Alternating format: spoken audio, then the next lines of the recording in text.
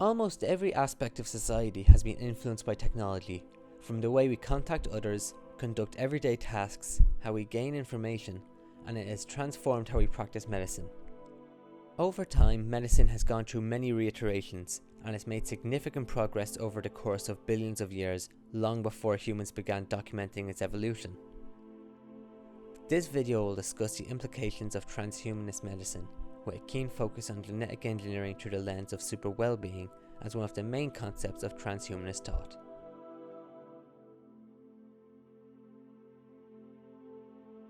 Through such advancements as the invention of eyeglasses, wheelchairs and prosthetics, we are effectively extending our natural capacity through physical alteration.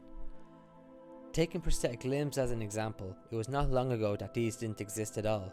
In recent years, they have evolved from immovable bars of metal and plastic to high-fidelity, easily controllable pieces of robotic engineering, and they are still evolving. Medical iterations of transhumanism have grown beyond the scope of limbs to include prosthetic lungs, prosthetic hearts, pacemakers, etc.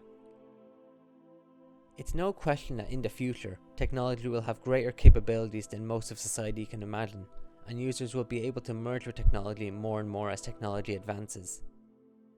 Transhumanist advocator Ray Kurzweil theorized that as technologies advance, humans will edit their physical bodies more and more to integrate themselves closer with technology.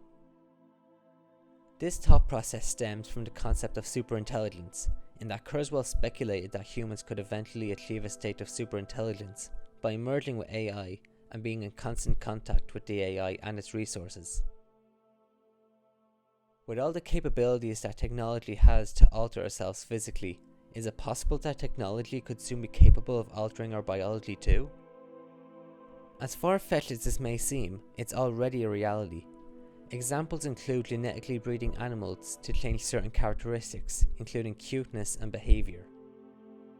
Transhumanist advocator and philosopher David Pearce states, in a project he refers to as Paradise Engineering, that a happier and healthier well-being could be achieved through changing a person's genes, thus achieving a state of super well-being. Through genetic engineering, unborn babies could be genetically modified to be less likely to develop cancer, heart problems, fatal diseases, mental disorders and issues including autism and depression, and much more. However, its potential spans much further than this, to the point where characteristics including personality, hair growth and eye colour could also be dictated before birth. Through this, humanity will be able to achieve a state of super well-being, the concept of increasing the well-being of humanity by editing our genes. Not only would genetic engineering aim to control and determine certain personality traits and behaviours, but we would essentially have every characteristic of ourselves, including eye colour and likelihood to contract certain diseases and disorders, determined by another person or group of people in power. With super well-being, super longevity is very possible, and therefore faces the same issues associated with overpopulation and the right to die through assisted suicide if we so choose, seeing as death would be entirely avoidable otherwise. There's a strong possibility that population control will play a part in how genes are modified.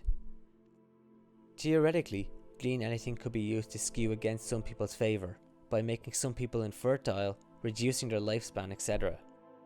Especially if corrupt groups are in control of such technologies. While super well-being could eventually be achieved, the morality of the situation should be questioned first.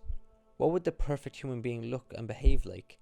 What negatives arise from the concept of super well-being? Who would decide what genes you are given and who will have power over the situation? Will money be a factor, and will the rich become genetically superior in a capitalist society? Is it possible that society is being blinded by the attractiveness of technological progression?